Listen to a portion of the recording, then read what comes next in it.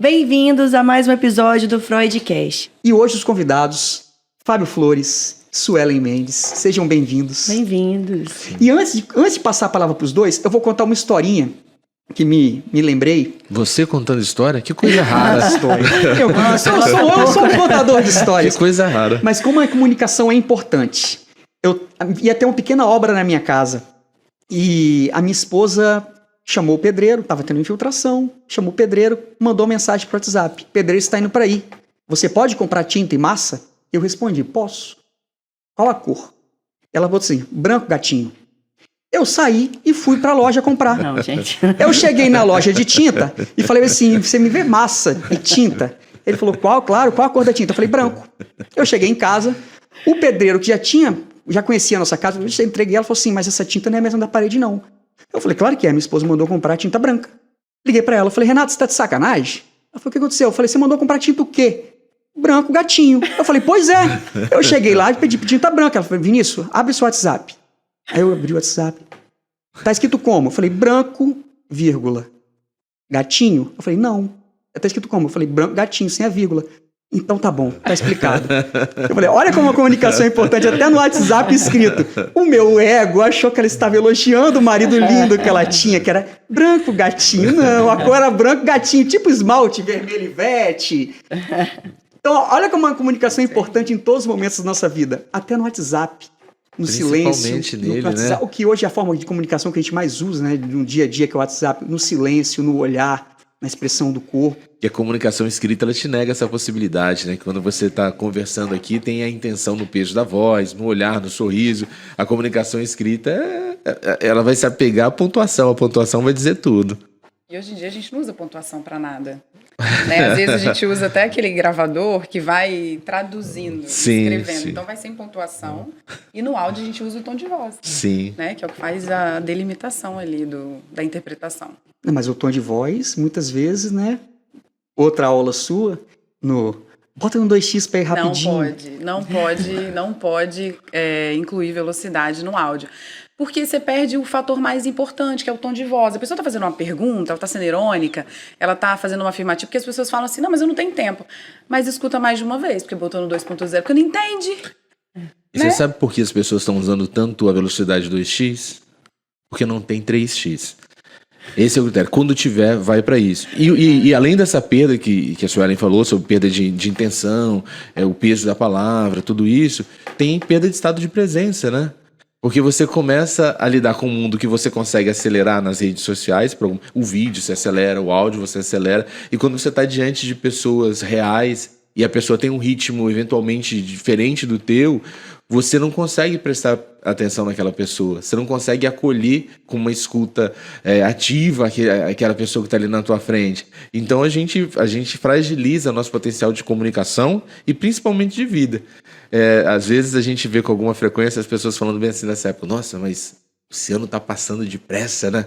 Eu falo: não é o ano, é a vida. Sim. E a gente está lá nesses aceleradorzinhos de vida toda hora querendo acelerar para onde, né? E cada vez mais apressado, né? Aí você fala assim: tá apressando pra quê? Pra gente fazer melhor? Não, é pra gente enfiar mais coisas no nosso dia a dia. Sobre isso que o Fábio falou, eu estava até conversando ontem com um amigo, né? Ele falou assim: Suelen, eu não sei o que eu faço, porque às vezes eu converso com a pessoa, eu tenho vontade de engolir ela, de tão devagar que ela não tem paciência. Aí eu falei isso: claro, gente, hoje em dia a gente acelera tudo, né? Como você falou, acelera a aula, acelera áudio, acelera tudo. Quando a gente encontra pessoas reais, que falam de uma maneira diferente, que tem uma velocidade de voz diferente, a gente não consegue colocar lá o 2x. Então a gente precisa se adequar à comunicação e escutar, né? Escuta empática, escuta ativa. E a gente não está acostumado. A gente fica concluindo. Ou então no WhatsApp também, a pessoa manda um áudio e no início do áudio você fala: ah, já sei. Sabe nada. Deixa a pessoa terminar. Porque muitas vezes quando a gente interpreta, a gente conclui errado, né? Sim. Porque a gente conclui a partir das nossas experiências, do que a gente quer que a pessoa faça, do que a gente quer que a pessoa comunique. Então a gente erra muito simplesmente porque a gente perdeu o hábito de escutar na velocidade normal que as pessoas falam. E tem uma coisa curiosa que o nosso cérebro não consegue fazer duas operações simultâneas. Ou você está ouvindo ou você está pensando o que vai responder. Na hora que você começa a pensar o que você vai responder, você desligou a chavinha da atenção e aquela pessoa vai embora, né? Tem um experimento social muito interessante de um palhaço chamado Cláudio Tebas. Ele é autor até de um livro chamado... Tem 2 livros de CNV. Um deles é Ser Bom Não É Ser Bonzinho. Em que ele vai para as ruas de carro e vai pedir coisas absurdas para as pessoas. Então ele chega perto das pessoas, para de carro, né, com a câmera filmando ele, e fala assim, onde fica o gabinete do prefeito? Aí na hora que a pessoa vai responder, ele fala, porque eu vou lá matar o prefeito agora. Aí o cara fala, sim, o gabinete dele é lá mais embaixo. Ou seja, naquele primeiro, ele ouviu o primeiro chamado, né? E o que vinha depois, a sequência, quando ele já começou a elaborar a resposta, se perdeu. E é a gente no dia a dia. E especialmente as pessoas que trabalham com atendimento ao público, muitas vezes, elas são convidadas a responder muitas vezes a mesma pergunta. E elas tentam antecipar. E o maior crime disso é você imaginar que você pode ouvir 10 vezes aquela pergunta, mas quem te perguntou pela primeira vez. E ela tinha uma expectativa de ser ouvida, sabe? Ela tinha uma expectativa de ser acolhida, mas a gente já respondeu 9. Então a gente coloca no atacadão das respostas aquela e negligencia a presença daquele indivíduo. Quem nunca foi atendido numa repartição pública, né? Aí você entra e vê aquele monte de sala assim, você bate naquele vidro. Senhora, onde fica? Quarta direita. Nem olha pra cara. Nem olha pra sua cara, porque realmente é isso, vai no automático, né? Vem na questão. E as pessoas estão achando muito que às vezes você tem que ouvir e já responder de pronto. Sim. Você não pode ter aqueles 5 segundos para você pensar na resposta. Ou de não ter resposta. Ou de não ter resposta. A gente perdeu isso. O que você acha sobre esse assunto? Sobre tudo. Nada.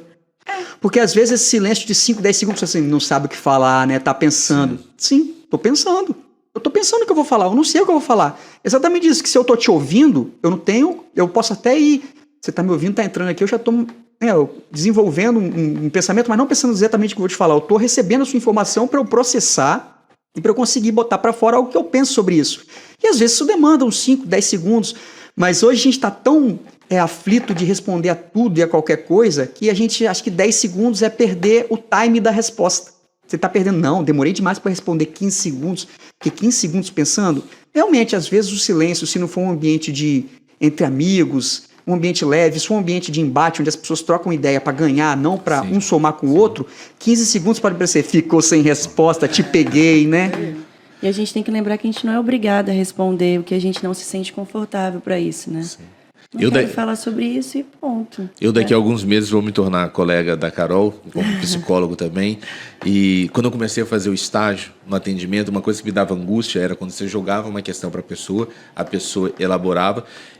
E às vezes ela trazia algumas coisas interessantes e eu já me via meio na obrigação de trabalhar aquilo que ela estava trazendo. E depois eu compreendi que mais importante que isso é o silêncio. Se a pessoa te devolve aquele livro, você para e encara a pessoa e dá o tempo dela pensar no que disse, ela não precisa do que eu vou falar. Porque, na verdade, as respostas mais ricas que ela possui estão dentro dela. Ela sabe, e às vezes a gente atropela esses processos. Eu vou fazer só um adendo à tua fala, né, Vinícius? Que você falou assim, a questão da repartição pública, né? Eu, como servidor público, vou levar para a privada também. Não, eu também sou servidor público. Eu vou levar, por exemplo, uma coisa que muito me incomoda no serviço privado, por exemplo, é bom dia de supermercado. Que é um bom dia que não tem sentido nenhum. Bom dia. A pessoa fala com raiva um bom dia. É uma tonalidade. Que bom dia, CPF na nota. Tá na mesma entonação. Bom dia, o CPF na nota. Sabe? Então não tá desejando nada de bom dia. Você não tem o menor interesse. Aquele bom dia protocolar. Né? Exato. Falta um sorriso ali, falta a intenção do porquê eu tô falando aquele bom dia. E isso às vezes a gente se atropela no dia a dia, né? Por exemplo, você vira pra pessoa e fala que você deseja um bom dia pra pessoa, você fala bom dia sorrindo, a pessoa não te deseja, fala vagabunda. A gente já xinga. Tomara que morre. Fico brava. Tomara que morre. Mas se você desejou um bom dia pra outra pessoa e a pessoa não te respondeu naquele momento que você desejou, você não queria desejar a ela um bom dia. Você queria que ela te desejasse o bom dia. Então a gente tem que ir pra ação imaginando o que a gente quer. Eu quero que o cara tenha um bom dia, independente, o meu tá sendo bom. Eu acho que teria que ter alguma coisa de psicologia e de comunicação dentro do direito. Eu acho que já passou muito, e não como disciplina eletiva, mas para ensinar o futuro operador do direito a entender as nuances pessoais de relacionamento e como trazer isso para humanizar o trabalho dele. O que me preocupa na tua fala é quando você diz que precisaria ampliar a qualidade da criatividade e da comunicação. Aí você olha a maneira que estão sendo criadas as crianças. E as crianças estão sendo negadas a ferramenta básica da criatividade, que é a imaginação. Se você... as crianças não estão tendo direito ao tédio. Uhum. Uma criança de até 2 anos que você entrega para ela uma tela... antes de existir a tela, nós que passamos por infâncias que não passaram por telas dessa maneira, a gente tinha uma tela em branco na nossa cabeça e a gente desenhava das cores que a nossa imaginação permitia, que a nossa criatividade ia sendo provocada a fazer. E muitas vezes hoje você vê a criança, ao invés de brincar, ela assiste a brincadeira dos outros. Ela assiste a brincadeira do Lucas Neto e dos outros personagens lá. Então tudo vai ter a cor que disseram para ela que tem. E não que a criatividade vai fazendo. E quando você olha para a comunicação, não está tão diferente, porque essa criança, muitas vezes a comunicação dela se dá dela com a tela do celular e só. E aí, muitas vezes, você vê crianças que estão numa condição de introversão, de timidez e com dificuldade de expressão, e às vezes você tenta laudar essa criança como autista. Às vezes é uma dificuldade de comunicação que foi construída desde o processo da sua mais tenra infância. Então ela chega no começo da adolescência sem habilidade social. Isso aí. E assim, não é pouco. Eu estou dentro de escola hoje, eu vejo, é um número muito grande. Então, se a melhoria da comunicação ela depender da criatividade do que está por vir e da melhoria dos padrões de comunicação, você vai ter muitos alunos nessas turmas, porque não está fácil. Mas, não. Fábio, é porque assim, gente, eu tenho 14 anos de advocacia. De idade. Daqui a pouco eu faço 18 anos. Tenho 14 anos de advocacia. E tem algumas questões, a gente já falou sobre o óbvio, né? Que o óbvio precisa ser dito. Não existe óbvio. O que é óbvio para mim não é óbvio para você. Eu tenho minha atuação como palestrante e viajo o Brasil fazendo isso e tal, mas eventualmente eu abro a minha agenda a possibilidade de atender algumas realidades muito específicas, que é, por exemplo, escola de periferia que não teria condição mesmo de contratar um palestrante, igreja, às vezes um projeto social. Eventualmente eu faço isso. Uma vez eu fui para uma escola que era de periferia, muito carente essa escola. Eu fui muito porque uma ex-aluna me convidou, ela era ex-aluna da pedagogia, e a gente lá, quando eu estou lá conversando com a diretora sobre o briefing que a gente ia trabalhar com os professores, chega a coordenadora desesperada lá, problema lá de novo, aconteceu de novo. Eu falei, sem saber o que era nem nada, porque ela esperando, ela voltou chateadíssima. Eu falei, qual foi o problema lá? Tal. Ela falou, banheiro entupido tá horrível essa situação. Eu falei, é problema hidráulico, é da obra, como é que é? Ela falou, não, esses alunos são muito porcos. Eles jogam tudo no vaso, coloca lixo, coloca papel, coloca embalagem, uma coisa horrível. Eu falei, o que vocês já fizeram para resolver? Ela falou, Fábio, eu já coloquei muito cartaz lá. Eu boto o cartaz para esses meninos, mas eles não aprendem. Eu perguntei, posso dar uma olhada nesse cartaz? Ela falou, pode, vamos lá. Entrei no banheiro, de fato, você entrava lá, tinha muito cartaz. Se o menino fosse fazer o número 1, tinha um cartaz. Se ele fizesse o número 2, tinha outro na porta. Mas todos os cartazes diziam a mesma coisa. Uhum. Ela botou bem assim no cartaz, não jogue o lixo no vaso. Eu falei, que bom. Ela falou, tá vendo aí? Eu falei, não, tá bom. Eu falei, mas me diz só uma coisa, não é para jogar no vaso, mas é para jogar onde? Ela falou, Fábio, é óbvio, né? Aí eu falei, filho, deixa eu te contar uma coisa. Senta aqui. O óbvio também precisa ser dito, sabe? O que pra você é óbvio é porque você viveu numa casa que tinha sistema hidráulico, que tinha vaso. A gente não sabe sequer se os meninos que moram aqui têm vaso sanitário em casa. E se no pacto da família deles é normal jogar o lixo no vaso. Eu imagino que pra uma família que tem 3, 5 pessoas, jogar o papel higiênico no vaso não causa tanto problema. Mas uma escola que tem 500 pessoas jogando papel no vaso vai dar problema. Aí eu falei, olha só pra você ter noção de como que isso aqui tá complicado na comunicação. Olha, o menino não pode jogar o lixo no vaso, né? Imagina que ele pegou papel higiênico e jogou no teto. Ele tá errado? Tá, eu falei, não. É para não jogar no vaso. Se ele joga no chão, ele tá certo também. A gente precisa dizer o que a gente quer. A nossa mensagem, ela tem que encaminhar a pessoa para uma ação. Qual é a ação que você espera dessa pessoa? Aí ela falou assim, Fábio, e aí, como é que faz? Vamos lá que eu vou fazer um cartazinho para você. Peguei um papelzinho lá de Chamex, botei com um pincel, né? Aí eu escrevi assim, se você tem educação de primeira, joga o lixo na lixeira. Que aí eu já meti uma rima e usei 2 gatilhozinhos, né? Um de senso de importância. Você fala, você tem educação de primeira, a pessoa pensa, eu tenho. Como prova? Eu sou Aí eu falo, joga o lixo na lixeira, que era o comando para ação. Então eu dei a ação que eu esperava dele. E em nenhum momento tinha uma ação esperada. Às vezes, em boa parte das vezes que a gente se comunica, a gente não faz nenhum pedido. Não faz pedido nenhum. A gente só diz o que não quer. A gente, talvez até no nosso momento de oração, a gente está orando e dizendo o que a gente não quer. Deus me deixa passar fome, Deus me deixa desempregado. Mas que hora você fala exatamente do que você quer? Sua filha vai sair de casa e fala, não sai com fulano, não sai com Beltrano, não vai em tal lugar, não fuma, não bebe. Não... Você diz todos os comportamentos possíveis para ela não fazer, mas o que você espera dela? Talvez até naqueles comportamentos que você imaginou, que você falou para ela não fazer, tinha algum que ela nem tinha pensado ainda. Eu falo, não tinha nem pensado nisso. Então, obrigado pela ideia. Então tem isso, sabe? Só fazendo um adendo no que você falou sobre oração, eu gosto de falar, me deu muito gatilho aqui agora. Toda vez que eu tô rezando, aí eu falo, ai gente, tô pedindo demais, Deus vai me achar muito pedinte, deixa eu agradecer um pouco aqui pra nivelar. E eu falo assim, Deus, porque às vezes eu falo com uma amiga e ela fala assim, Suelen, tem tanta coisa acontecendo, você não tá vendo? Eu falo, não. Ela, gente, mas você não acha que isso é uma resposta? Eu falei, não, ai meu Deus, será que eu não tô vendo outras coisas? Aí ela fala, você tem que prestar mais atenção. Eu falo, como? Aí eu mudei minha oração, eu falo, Deus, faz isso, mas assim, entrega pronto, escreve, deixa eu sonhar, porque eu tenho dificuldade.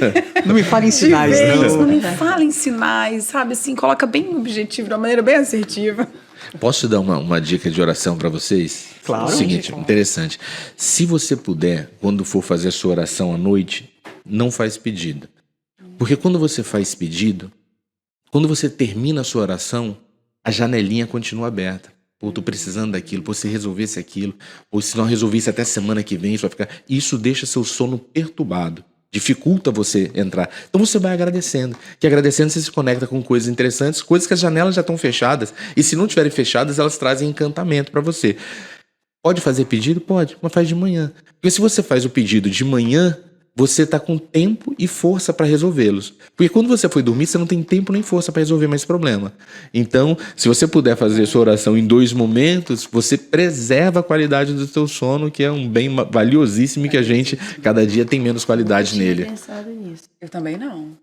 Minha oração hoje vai ser diferente. Deus, Deus, à noite, gente, você vai não perceber pode a diferença pedir. hoje. Agradeço o Padre Fábio, hein? É verdade, a gente fica pensando, matutando, né? Agora, a comunicação é aquela que eu vou voltar naquele assunto do com quem você vai falar e o que você pode falar, né?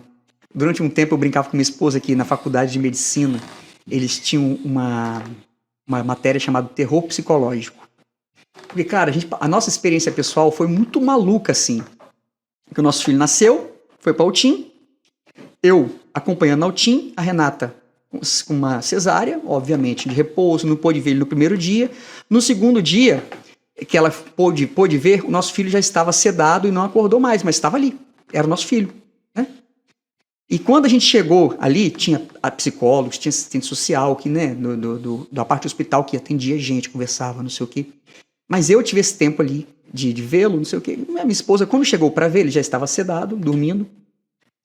O médico tinha tirado para fazer o exame, apareceu, né, de branco, jaleco, para a nossa frente, eu e ela cortada. Ele olhou para Renata e falou assim, olha, acabamos de fazer o exame, infelizmente não tem nada que fazer não, é só esperar. Aí deu aquele silêncio. Aí a médica que estava pediatra, né, a pediatra da UTIM estava lá, meio que ficou assim. Eu olhei para Renata, minha preocupação na hora não foi com o meu filho ali. Minha preocupação foi, vou segurar a mãe do meu filho.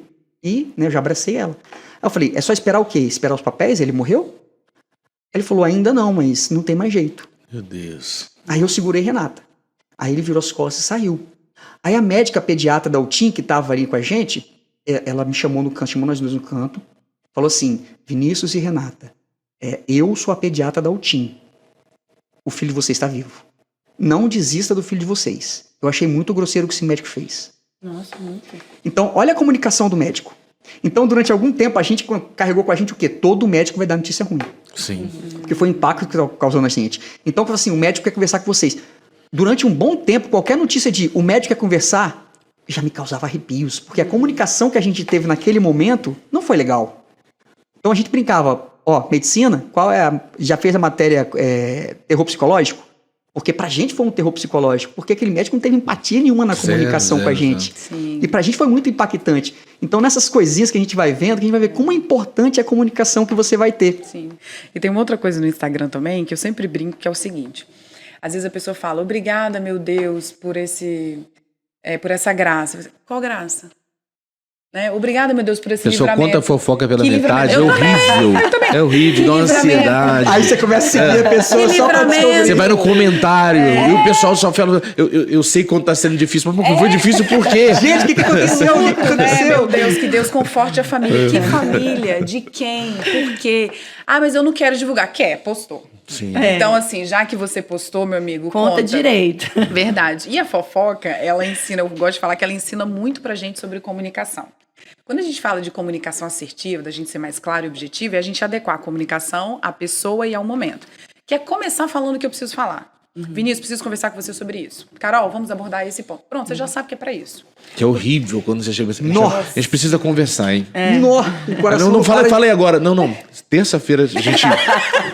Cara, você vai matar uma pessoa. 3 dias de Rivotril Se a ali, ó. pessoa sofre com ansiedade, tem um transtorno de ansiedade, a pessoa não vai dormir. Além durante de 3 curiosa, dias. síndrome eu do não pânico. deixo, eu não deixo. Se a pessoa falar isso, eu falo, não, parou. Você tem que me falar. Fala logo. Me dá ao menos a pauta. É isso Que aí aí. eu vou Você é elaborando muito a resposta. curioso, né? Não, cara, pô, que isso, tá maluco? É o mínimo de respeito, sabe? Lógico. Com os neurodivergentes. Então, a fofoca, ela ensina muito pra gente sobre comunicação. Por quê?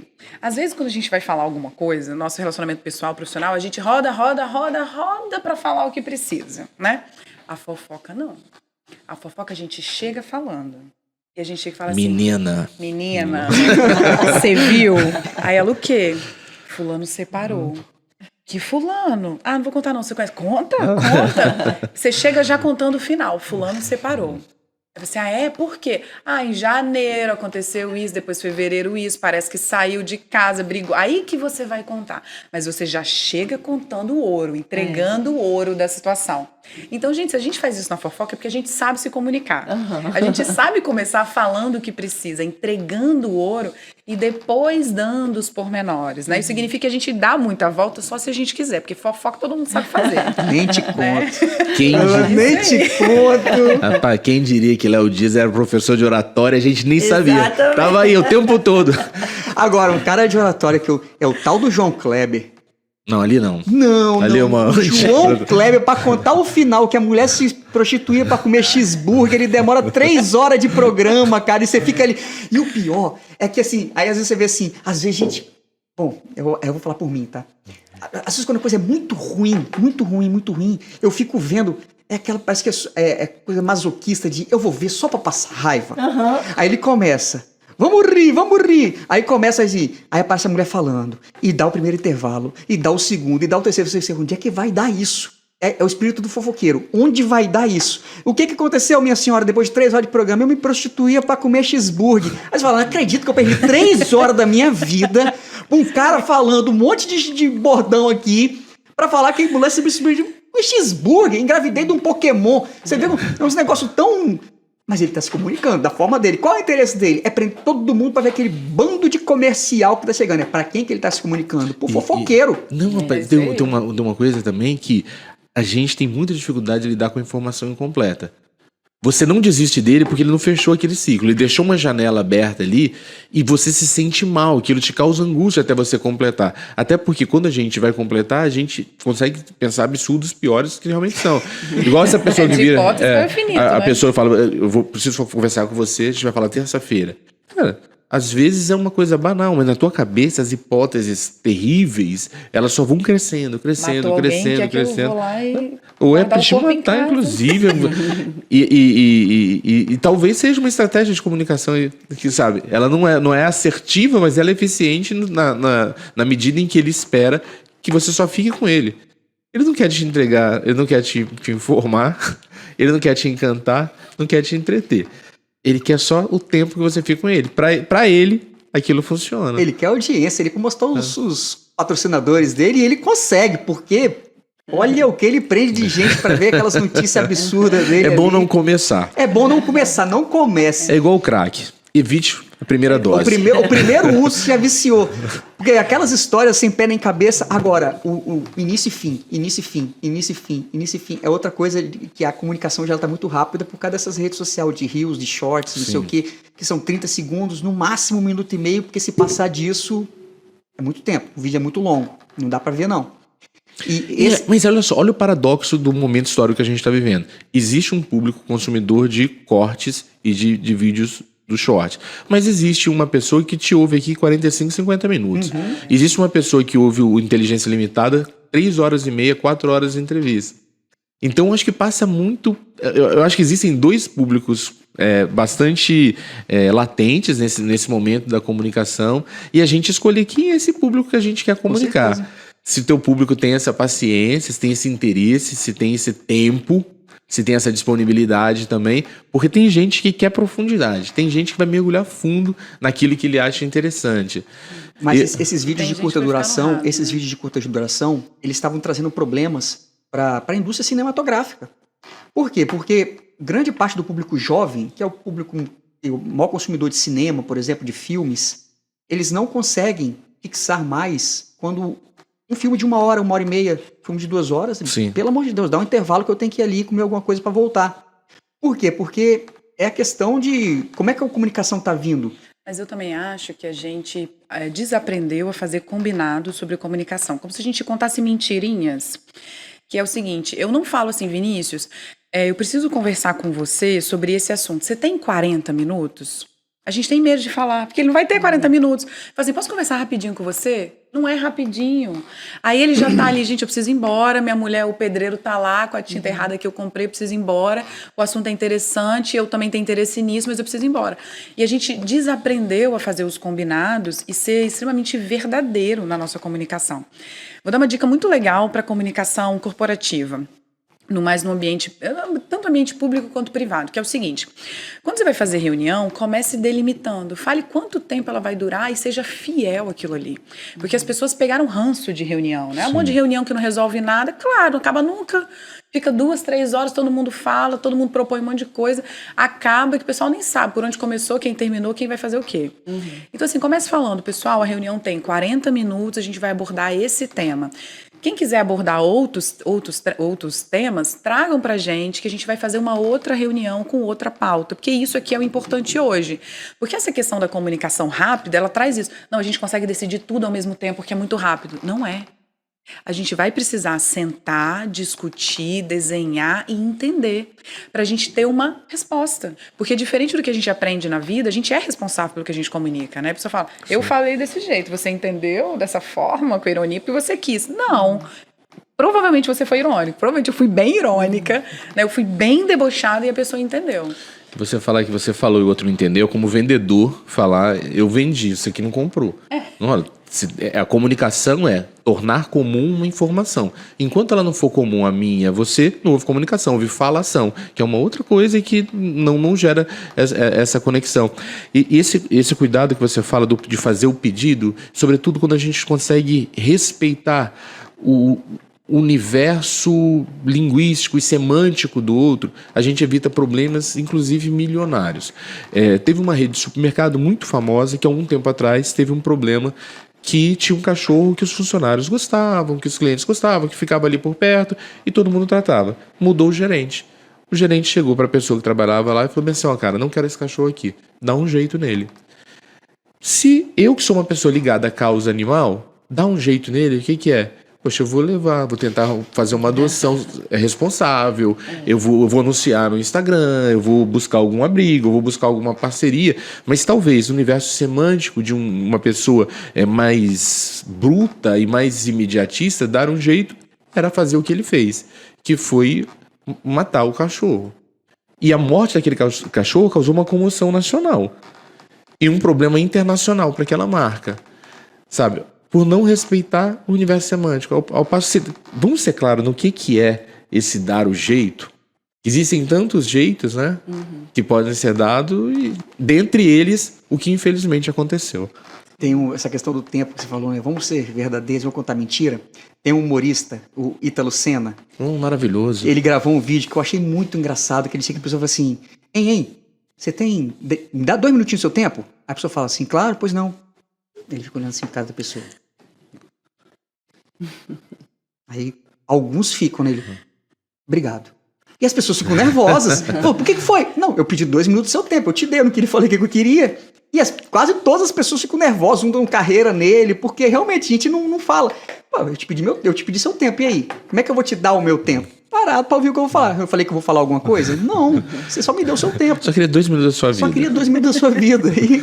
E a reação das pessoas, às vezes, é tão genuína ali de correr atrás do cara e dar uma carreira no cara e falar assim, cara, olha, o cara para se dispor a fazer isso, mas ele não contou mentira. Ele pediu 2 minutos do seu tempo. E nessa questão da semântica, outro caso recente, que é muito interessante, foi de uma mulher que ela vivia uma dor crônica terrível e que ela não via mais solução. A medicina já não tinha solução para ela e ela fez uma vaquinha para ela passar por um processo de eutanásia. Várias pessoas ajudaram essa mulher. Só que o caso dela se tornou tão notório que um pesquisador que estava buscando cobaia para um tratamento, falou, vamos testar isso aqui, já que testou tudo, que custa, né?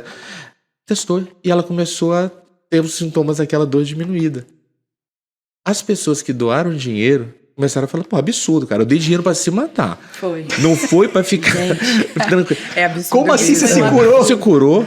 E aí você vê a intenção do seu gesto de doar. Era a sua comunicação, talvez, que você fez com as pessoas. Não estou ajudando uma pessoa que está passando dificuldade. Não. Você não tinha empatia nenhuma pela dificuldade dela na medida em que ela se livra do problema e você quer seu dinheiro de volta. Isso eu achei bizarro, gente. E as pessoas, elas estão se perdendo, né? Assim, sentimentos tão nobres, né? De humanidade mesmo. De humanidade, exatamente. Mas, quando o papo é bom, ele acaba rápido. Nós está chegando ao fim. Eu queria agradecer muito a presença de vocês dois. Até a próxima, se Deus quiser. Tchau, tchau.